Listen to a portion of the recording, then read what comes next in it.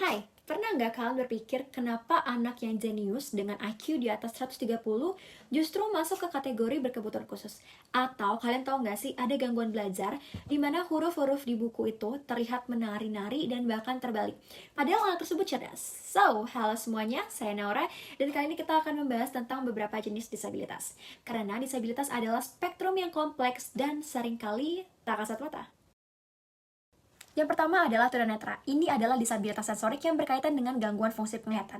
Penting untuk teman ketahui bahwasannya tunanetra ini bukan berarti gelap total saja, karena secara global istilah ini dibagi menjadi dua, yaitu blind, buta total, and visually impaired atau low vision, yang mana mereka ini masih punya penglihatan. Nah, seseorang didefinisikan tunanetra jika ketajaman visualnya 6/60 atau kurang, dan lapang pandangnya menyempit hingga kurang dari 20 derajat.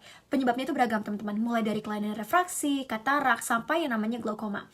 Dampaknya itu anak-anak mungkin mengalami keterlambatan motorik dan juga sosial. Sementara pada lansia meningkatkan resiko dari isolasi. Nah, intervensinya ini meliputi penggunaan huruf braille, latihan orientasi dan mobilitas, serta pemanfaatan teknologi bantu atau assistive technology. Nah, selanjutnya adalah tuli atau hearing impairment. Nah, teman-teman komunitas ini biasanya lebih nyaman dipanggil tuli daripada tunarungu. Kondisi ini sebenarnya dibagi menjadi dua, yaitu ada deaf atau tuli, di mana pendengarannya itu sangat terbatas sehingga menghambat pemrosesan bahasa. Ada juga namanya hard of hearing, yaitu kurang dengar, yang mana masih bisa terbantu dengan alat bantu dengar. Untuk klasifikasinya sendiri itu diukur menggunakan desibel, mulai dari mild yaitu 26 sampai dengan 40 desibel seperti suara bisikan, dan yang namanya profound di atas 91 desibel, yang mana hampir tidak bisa mendengar suara berat sekalipun.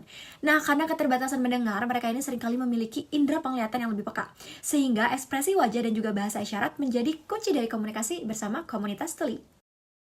Nah, yang ketiga ada tunawicara, tapi jangan salah sangka ya, definisinya ini bukan sekedar nggak bisa bicara sama sekali. Ini adalah hambatan komunikasi verbal yang efektif, baik dalam kesulitan memproduksi maupun memproses bahasa. Klasifikasinya sebenarnya dibagi menjadi dua kelompok besar. Yang pertama adalah kelainan bicara. Ini menyangkut terkait dengan teknis pengucapan. Bisa berupa kelainan suara seperti serak karena laringitis ataupun tumor. Bisa juga seperti kelainan artikulasi. Contohnya kayak ada gangguan kelancaran seperti gagap atau cluttering. Bisa kita bilang kayak dia bicara terlalu cepat dan juga nggak jelas. Nah, kelompok kedua itu adalah kelainan bahasa atau namanya afasia. Ini adalah masalah pemrosesan di otak. Ada afasia reseptif, yaitu dimana seseorang ini mendengar, tapi dia tuh nggak paham sama maknanya. Ada juga namanya afasia ekspresif, dimana mereka ini paham, tapi dia nggak bisa menemukan kata yang tepat untuk mengucapkannya. Nah, karakteristiknya ini sering terlihat sejak dini. Misalnya, biasanya terjadi pada anak yang lahir prematur atau yang belum bisa berjalan di usia 18 bulan. Tanda bahaya lainnya adalah belum bisa merangkai kalimat di usia 2 tahun. Nah, secara statistik kondisi ini lebih banyak terjadi pada anak laki-laki. Selanjutnya kita beralih ke tunadaksa. Ini adalah kondisi di mana individu memiliki hambatan fisik atau masalah kesehatan yang mengganggu fungsi tubuh ataupun aktivitas sehari-harinya. Penyebabnya itu bisa karena gangguan neuromotor, yaitu kerusakan saraf otak seperti cerebral palsy atau CP. Nah, CP sendiri diklasifikasikan berdasarkan gerakannya. Ada yang kaku atau spastik, ada juga gerakan tidak terkontrol yaitu asetosis atau gangguan keseimbangan namanya ataksia. Selain CP, ada juga yang namanya spina bifida, yaitu kelainan sumsum tulang belakang, dan ada juga polio yang disebabkan oleh virus. Nah, tantangan utama mereka adalah aksesibilitas. Maka intervensi utamanya meliputi rehabilitasi medis, penggunaan alat bantu gerak, serta modifikasi lingkungan sekolah ataupun kuliah agar inklusif seperti penyediaan rem dan juga lift. Selanjutnya adalah tunalaras. Tunalaras ini menggambarkan anak yang memiliki masalah sosial interpersonal ekstrim dan berlangsung konsisten dalam jangka waktu yang lama. Sebenarnya secara umum itu perilakunya dibagi menjadi dua, yaitu ada externalizing behavior, yaitu melawan, agresif, atau bahkan membangkang, dan yang kedua adalah internalizing behavior, yaitu menarik diri, kecemasan berlebih, ataupun depresi, di keisolasi diri. Nah, penyebab itu kompleks, bisa dari faktor biologi, pola asuh keluarga yang tidak konsisten, hingga pengalaman buruk di sekolah. Nah, untuk penanganannya sendiri itu membutuhkan kolaborasi guru dan juga ahli untuk memodifikasi perilaku dari anak tersebut. Nah, sekarang kita masuk ke payung neurodevelopmental disorder. Ada 3 kondisi utama yang sering dibahas. Yang pertama adalah disabilitas intelektual. Dulu saya disebutnya retardasi mental. Nah, kuncinya ini ada 2, IQ di bawah 70 dan adanya hambatan dalam fungsi adaptif ataupun kemandirian sehari-hari yang muncul sebelum usia 18 tahun. Klasifikasinya mulai dari ringan hingga sangat berat. Nah, yang kedua itu adalah ADHD atau Attention Deficit Hyperactive Disorder. Ini bukan masalah intelijensi, tapi lebih ke hambatan dari fungsi eksekutifnya. Gejalanya ini harus muncul di berbagai setting, rumah, sekolah, dan juga meliputi inatensi atau sulit fokus, hiperaktivitas bergerak terus, dan juga impulsivitas atau sulit untuk menunggu giliran.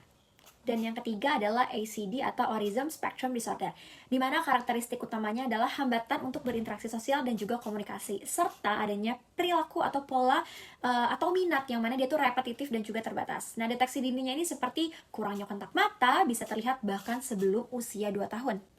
Berbeda dengan disabilitas intelektual, ada juga yang namanya learning disabilities atau kayak kesulitan belajar spesifik.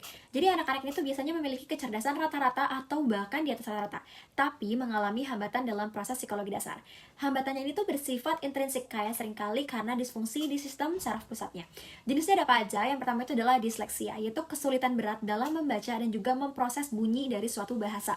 Yang kedua adalah dysgraphia, yaitu kesulitan dalam menulis tangan. Yang terakhir adalah dyscalculia, yaitu kesulitan dalam konsep matematika. Nah, intervensinya ini harus spesifik guys, seperti instruksi multisensori dan juga remedial yang fokus pada pengulangan atau bisa kita sebut dengan overlearning, karena overlearning ini sangat penting bagi teman-teman yang mengidap disabilitas ini. Dan yang terakhir kita akan membahas gifted atau keberbakatan. Mungkin kedengarannya positif ya, tapi ini juga sebenarnya memerlukan layanan khusus. Definisinya ini sering merujuk pada IQ di atas 130.